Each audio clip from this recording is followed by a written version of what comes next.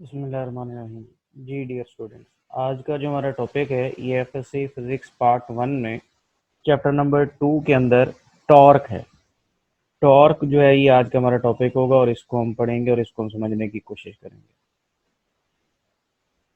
देखते हैं जी, सबसे पहले टॉर्क क्या चीज़ है। टॉर्क जो है, अगर इसके आप मीनिंग की बात करें तो टॉर्क का जो मतलब होता है ये ट्विस्ट होता है। इसके साथ साथ टॉर्क के जो दो और एक तरह से आप कह सकते हैं नाम है, उनमें से एक जो है उसको टर्निंग इफेक्ट ऑफ फोर्स बोला जाता है और जो दूसरा है उसको मूवमेंट ऑफ फोर्स बोला जाता है। तो मतलब जब इन तीनों में से कोई एक लफ्ज आपको सुनने में या देखने में मिले तो आपको क्लियर होना चाहिए कि इसका मतलब जो है ये टॉर्क है। पहला जो है वो ट्विस्ट है, दूसरा जो है वो टर्निंग इफेक्ट ऑफ फोर्स और तीसरा जो है वो मूवमेंट ऑफ फोर्स है। जब भी हम टॉर्क पढ़ते हैं हमारे सिलेबस के अंदर तो सबसे जो बेस्ट एग्जांपल या सबसे इजी एग्जांपल जो हम कंसीडर करते हैं वो हम एक स्पेनर वाली एग्जांपल कंसीडर करते हैं। लेट से आपके पास ये एक स्पेनर है जिसकी ये लेंथ है और इसके ज़रिए एक नट जो है उसको आपने लूज या आपने टाइट करना है। तो जब आप इसके हैंडल के ऊपर फोर्स लगाएंगे, अगर इस केस में आप देखें तो फोर्स जो है वो वर्टिकली अपवर्ड लग रही है। तो जब आप इसको वर्टिकली अपवर्ड फोर्स लगाएंगे, इसको पुश करेंगे, तो एज अ रिजल्ट इसमें जो रोटेशन प्रोड्यूस होगी वो एंटी क्लॉकवाइज होगी और ये जो रोटेशन होगी इस रोटेशन को बोला जाता है कि ये टॉर्क प्रोड्यूस हो रहा है। और इस टॉर्क की वजह से ये जो नट है ये लूज होगा या ये टाइट होगा। तो इसके बाद जो है वो जब हम टॉर्क को जो है वो डिफाइन करते हैं, अगर इसकी डेफिनेशन देखी जाए तो इसको डिफाइन किया जाता है turning effect of force produced about a fixed point is called torque। एक फिक्स पॉइंट के गिर्द जो टर्निंग इफेक्ट प्रोड्यूस होता है उस टर्निंग इफेक्ट को बोला जाता है दैट इज टॉर्क। जैसा कि हम इस केस में देख रहे हैं कि ये वाला जो पॉइंट है, इस पॉइंट के गिर्द ये जो स्पेनर है ये एक तरह से रोटेट करता है, तो इस वजह से इसको हम कहते हैं कि यहाँ पे टॉर्क प्रोड्यूस हो रहा है। और फिर इसके बाद अगर इसको मैथमेटिकली देखा जाए तो हमने वेक्टर क्रॉस प्रोडक्ट में भी पढ़ा था कि जो टॉर्क है that is actually an example of vector cross product. तो इसी वजह से जो टॉर्क है उसको लिखा जाता है आर क्रॉस एफ। ये टॉर्क है, इसमें जो आर है ये पोजीशन वेक्टर है जो डिस्क्राइब करता है point of action of force को, और जो एफ है that is the force vector. तो इनके दरमियान जो क्रॉस प्रोडक्ट है वो जो है वो टॉर्क के इक्वल होता है। अगर आप इसको आर एफ साइन थीटा के फॉर्म में लिखना चाहें तो वैसे भी लिखा जा सकता है। और आप जानते हैं इसके अंदर ये जो एन है इसको बोला जाता है यूनिट वेक्टर, जो कि एक्चुअली इस वेक्टर की डायरेक्शन को एक्सप्लेन करता है। फिर इसी तरह एन जो है वो अगेन जैसा मैंने बताया ये यूनिट वेक्टर है और जो एंगल थीटा है वो फोर्स और आर के दरमियान एंगल होता है। और ये जो यूनिट वेक्टर है ये परपेंडिकुलर टू द प्लेन होता है कंटेनिंग आर एंड एफ। ये भी अभी हम नेक्स्ट जो है वो देखते हैं कि ये कैसे इसके इक्वल होता है। तो ये टॉर्क था और ये उसके बारे में जर्नल सा आइडिया है। इसके अलावा एक और फॉर्मूला भी है टॉर्क का, मैग्नीट्यूड फॉर्म में torque is equal to L into F लिखा जाता है। और यहाँ पे ये जो एल है इसको बोला जाता है that is the movement arm. L जो है इसको बोला जाता है मूवमेंट आर्म। आर जो है वो पोजीशन वेक्टर है और जो एल है that is movement arm. L जो है ये मूवमेंट आर्म होता है। तो ये आपको क्लियर होना चाहिए, एल इज मूवमेंट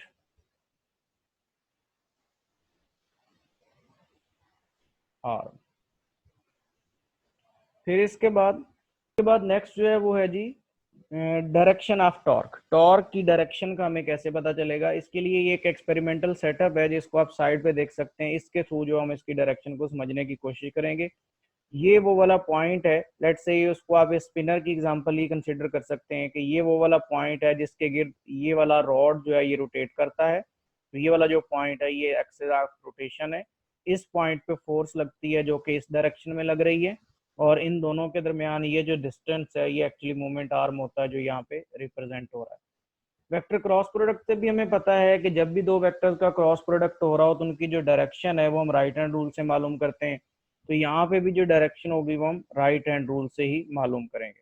हमें पता है राइट हैंड रूल के मुताबिक curl your fingers in the direction of rotation then erected thumb will be in the direction of torque. हमने रोटेशन की डायरेक्शन में अपने फिंगर्स को कर्ल करना है, राइट हैंड की फिंगर्स को, तो जो इरेक्टेड थंब होगा वो इंडिकेट करेगा डायरेक्शन ऑफ टॉर्क को। और आप यहाँ से देख सकते हैं कि अगर ये रोटेशन जो है वो एंटी क्लॉकवाइज होगी तो टॉर्क जो है वो वर्टिकली अपवर्ड होगा, और अगर ये रोटेशन क्लॉकवाइज होगी तो फिर ये जो टॉर्क होगा उसकी डायरेक्शन जो है वो वर्टिकली डाउनवर्ड होगी। इसी भी हाफ पे जो क्लॉकवाइज टॉर्क है उसको पॉजिटिव टॉर्क बोला जाता है, और जो एंटी क्लॉकवाइज टॉर्क होता है उसको नेगेटिव बोला जाता है। अगेन उसकी वजह क्या है, ये हमने वेक्टर क्रॉस प्रोडक्ट में भी पढ़ा था कि अगर ए क्रॉस बी हम फाइंड आउट करते हैं तो उसकी डायरेक्शन वर्टिकली अपवर्ड होती है, और अगर बी क्रॉस ए करें तो उसकी डायरेक्शन वर्टिकली डाउनवर्ड होती है। तो वो पॉजिटिव और नेगेटिव के सेंस में इस तरह करके समझ सकते हैं। यहाँ पे आप ये कहेंगे कि अगर रोटेशन क्लॉकवाइज होगी तो जो टॉर्क होगा वो वर्टिकली अपवर्ड होगा और वो पॉजिटिव होगा, और अगर रोटेशन वर्टिकली डाउनवर्ड होगी तो ये जो टॉर्क होगा ये नेगेटिव होगा और ये वर्टिकली डाउनवर्ड होगा। इसके बाद डिपेंडेंस ऑफ टॉर्क है। टॉर्क जो है वो बेसिकली तीन फैक्टर्स पे डिपेंड करती है, जिनमें से पहला फैक्टर जो है वो मैग्नीट्यूड ऑफ फोर्स है, दूसरा जो है वो मूवमेंट आर्म है, और तीसरा जो है वो point of action of force है, या दूसरे लफ्जों में आप ये कह सकते हैं कि angle between R and F vector, कि आप फोर्स किस पॉइंट पे लगा रहे हैं और उस पॉइंट पे लगाने से फोर्स और जो पोजीशन वेक्टर है उसके दरमियान एंगल क्या बनेगा। इन तीन फैक्टर्स पे जो है वो टॉर्क डिपेंड करेगा। इसके बाद यूनिट्स की तरफ हम आ जाते हैं। यूनिट्स के लिए जो हम बेसिक इक्वेशन कंसिडर करते हैं वो आर एफ साइन थीटा से भी निकाल सकते हैं। हम यहाँ पे एल इंटू एफ से निकाल रहे हैं। एल क्या चीज़ है, लेंथ है, डिस्टेंस है, मूवमेंट आर्म है, उसका यूनिट जो है वो हमें पता है मीटर होता है, और एफ जो है वो फोर्स है, और फोर्स का जो यूनिट है वो न्यूटन होता है। तो इस तरह करके इसके जो यूनिट्स हैं वो न्यूटन मीटर के इक्वल होते हैं, और आपको पता है ये जो न्यूटन मीटर होता है that is equal to joule या जूल। तो इक्वल टू जाउल या जूल है, लेकिन नॉर्मली इसके जो यूनिट्स हैं वो न्यूटन मीटर ही बोला जाता है, और ये इसके एसआई यूनिट्स हैं। तो ये इसके यूनिट्स थे जी। इसके बाद नेक्स्ट हम प्रोसीड करते हैं जी। मैं कुछ चीजें यहाँ पे डिफाइन करने वाली हैं, जिनमें सबसे पहले एक्सिस ऑफ रोटेशन है। एक्सिस ऑफ रोटेशन हम ऐसे पॉइंट को कहते हैं जिसके गिर्द बॉडी रोटेट करती है। अगेन यहाँ पे एग्जांपल हम उसी स्पिनर की ले रहे हैं, और स्पिनर में ये वाला जो पॉइंट है जहाँ से ये लाइन एक्चुअली पास कर रही है, ये जो पॉइंट है इसको एक्सिस ऑफ रोटेशन बोला जाता है। दूसरा जो पॉइंट है वो line of action of force है। Line of action of force का मतलब ये है कि वो लाइन या वो डायरेक्शन जिसके अलोंग फोर्स एक्ट कर रही होती है। जैसा कि आप देख रहे हैं कि इस केस में ये डायरेक्शन इस लाइन के अलोंग फोर्स एक्ट कर रही है, तो इस डॉटेड लाइन को बोला जाता है that is line of action of force. और तीसरा जो इंपॉर्टेंट फैक्टर है वो है मूवमेंट आर्म। मूवमेंट आर्म क्या होता है ये समझना बड़ा जरूरी है, अक्सर स्टूडेंट्स इसको कंफ्यूज करते हैं। मूवमेंट आर्म होता है perpendicular distance between the line of action of force and axis of rotation. Line of action of force जो कि ये है, और एक्सिस ऑफ रोटेशन जो कि ये है, इनके दरमियान जो परपेंडिकुलर डिस्टेंस होगा, इस परपेंडिकुलर डिस्टेंस को बोला जाता है that is the movement arm. और आप यहाँ पे इस केस में देख सकते हैं कि ये परपेंडिकुलर कैसे है, कि ये डिस्टेंस है और फोर्स वेक्टर जो है वो ये है, तो फोर्स और डिस्टेंस के दरमियान जो एंगल है वो 90 डिग्री है, तो ये परपेंडिकुलर है। इसी वजह से इसको बोला जाता है it is the perpendicular distance between the line of action of force and axis of rotation. तो इस तरह करके ये तीन बेसिक पैरामीटर्स हैं जिनका हमें आइडिया होना जरूरी है। Again axis of rotation, line of action of force and movement arm. Axis of rotation क्या है, वो पॉइंट है जिसके गिर्द बॉडी रोटेट करती है, और line of action of force क्या है, वो लाइन है जिसके अलोंग फोर्स एक्ट कर रही होती है। और इन दोनों के दरमियान जो परपेंडिकुलर डिस्टेंस होगा उसको हम बोलेंगे दैट इज मूवमेंट आर्म। इसी को हम कंटिन्यू करते हुए हम देखते हैं कि मैक्सिमम टॉर्क कब होता है और मिनिमम टॉर्क कब होता है। अगेन आप कंसीडर करें कि ये एक्सिस ऑफ रोटेशन है और ये पोजीशन वेक्टर आर है, और ये वाला पॉइंट जो है point of action of force है, और फोर्स जो है वो इस डायरेक्शन में एक्ट कर रही है। तो जो line of action of force है वो एक्चुअली ये है, फोर्स जो है वो यहाँ पे एक्ट कर रही है। तो इस केस में आप देख सकते हैं कि जो फोर्स और पोजीशन वेक्टर आर है, इन दोनों के दरमियान जो एंगल है ये 90 डिग्री है, ये एक दूसरे के परपेंडिकुलर है। और अगर फोर्स और पोजीशन वेक्टर एक दूसरे के परपेंडिकुलर होंगे तो एज अ रिजल्ट जो टॉर्क होगा वो मैक्सिमम होगा। इसको हम मैथमेटिकली भी देख सकते हैं कैसे मैक्सिमम होगा। आर एफ साइन थीटा, और थीटा को आप 90 पुट करेंगे, साइन 91 होता है, तो टॉर्क जो है वो आर एफ हो जाएगा। आर एफ भी आप लिख सकते हैं, एल एफ भी लिख सकते हैं, और इस केस में जो टॉर्क होगा वो मैक्सिमम होगा। इसी तरह अगर दूसरा केस आप देखें तो जब line of action of force और एक्सिस ऑफ रोटेशन ये एक दूसरे के पैरेलल हो तो एज अ रिजल्ट क्या होगा, जो टॉर्क होगा वो मिनिमम होगा। और आप देख सकते हैं इस केस में एक दूसरे के पैरेलल है, इनके दरमियान एंगल जो है वो जीरो है, तो साइन जीरो जो है वो जीरो होता है और एज अ रिजल्ट जो टॉर्क होगा वो मिनिमम हो जाएगा। तो इस तरह करके ये मैक्सिमम और मिनिमम टॉर्क की एग्जांपल है। और अब आप यहाँ से ये कंक्लूड करेंगे कि जब भी फोर्स और पोजीशन वेक्टर एक दूसरे के परपेंडिकुलर होंगे तो एज अ रिजल्ट टॉर्क जो होगा वो मैक्सिमम होगा। और अगर फोर्स और पोजीशन वेक्टर आपका पैरेलल होगा तो एज अ रिजल्ट जो टॉर्क होगा वो मिनिमम होगा। अब हम आते हैं जी इस टॉपिक के अंदर जो सबसे एक तरह से टेक्निकल पॉइंट है वो है जी torque due to a rigid body. ये हम कंसीडर करते हैं कि ये हमारे पास एक रिजिड बॉडी है।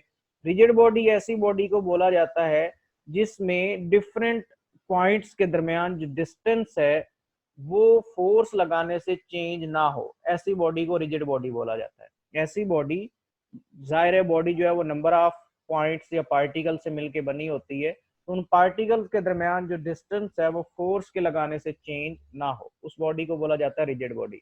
ये यहाँ पे हमारे पास एक सिमेट्रिक सी रिजिड बॉडी है जिसमें ये एक्सिस ऑफ रोटेशन है इसका, और ये जो है ये point of action of force है, और ये जो फोर्स है it is making an angle theta with the horizontal.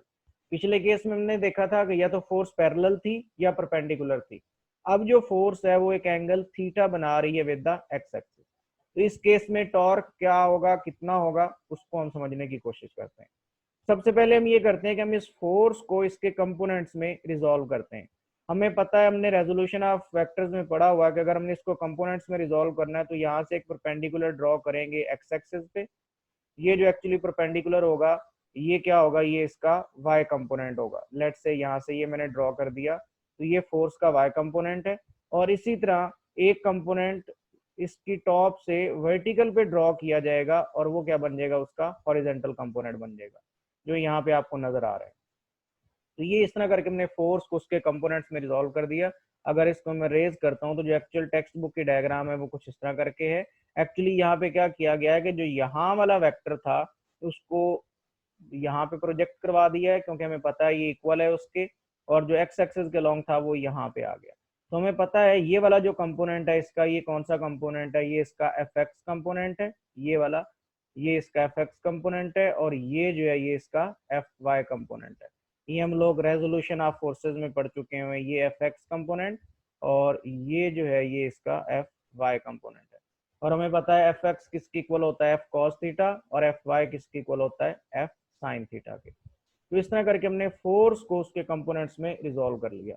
अब हमने ये देखना है कि इनमें से कौन से कंपोनेंट की वजह से टॉर्क प्रोड्यूस होगा।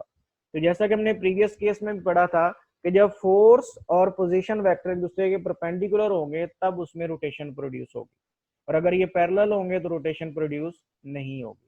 तो आप देख सकते हैं कि ये वाला जो कंपोनेंट है ये क्या है, ये इसके परपेंडिकुलर है, और ये वाला जो कंपोनेंट है ये पोजीशन वेक्टर के पैरेलल है। तो जब ये वाला पोजीशन वेक्टर के पैरेलल है तो इस कंपोनेंट की वजह से जो आपके पास टॉर्क होगा वो जीरो होगा। इस कंपोनेंट की वजह से जो टॉर्क है आपके पास वो जीरो होगा, और एफ साइन थीटा की वजह से जो टॉर्क होगा वो मैक्सिमम होगा। इसकी वजह क्या है कि F cos theta is the component of force along the position vector R, और एफ साइन थीटा जो है वो perpendicular to the position vector R है। तो जो टॉर्क होगा वो परपेंडिकुलर कंपोनेंट की वजह से होगा, तो हम परपेंडिकुलर कंपोनेंट यूज करेंगे तो एफ साइन थीटा होगा, और अगर इसको रीअरेंज करके लिखेंगे वेक्टर फॉर्म में तो ये हमारे पास आर एफ साइन थीटा आ जाएगा। और इसको हम बोलते हैं कि हमने रिजिड बॉडी के केस में फोर्स को रिजॉल्व किया है इनटू इट्स कंपोनेंट्स। लेकिन अगर हम पोजीशन वेक्टर जो है वो उसको भी रिजॉल्व कर सकते हैं, क्योंकि वो भी एक वेक्टर है। तो पोजीशन वेक्टर की जब हम बात करेंगे तो उसकी जो रेजोल्यूशन है वो कुछ इस तरह करके होगी कि ये आपके पास आर था, और ये जो है it's making an angle theta with the horizontal. तो ये वाला जो कंपोनेंट है ये इसका आर साइन थीटा कंपोनेंट बनेगा, और ये वाला जो कंपोनेंट है ये आर कॉस थीटा बनेगा। तो अगेन परपेंडिकुलर जो फोर्स की होगा उसकी वजह से टॉर्क होगा तो वो ये वाला कंपोनेंट बनेगा। तो आर साइन थीटा यूज करेंगे, और अगेन उससे जो फार्मूला है वो आर एफ साइन थीटा बन जाएगा। और हमें पता है अगर आर एफ साइन थीटा हो साथ एन यूनिट वेक्टर हो तो उसको हम लिख सकते हैं that is R cross F. इस तरह करके जो टॉर्क का फार्मूला है वो आर क्रॉस एफ बन गया। इसके साथ साथ एक दो चीजें और समझने वाली बड़ी जरूरी हैं। हम अक्सर ये कहते हैं कि जो टॉर्क है इसको बोला जाता है कि it is analogous of force. जो टॉर्क है it is the rotational analogue of force. ये फोर्स का रोटेशनल एनालॉग होता है। उसकी वजह ये होती है कि जो टॉर्क है ये रोटेशनल एक्सेलरेशन प्रोड्यूस करता है, एंगुलर एक्सेलरेशन प्रोड्यूस करता है, और जो फोर्स होती है वो लीनियर एक्सेलरेशन प्रोड्यूस करता है। तो इस वजह से ये कहा जाता है कि जो टॉर्क है that is the rotational analogue of force.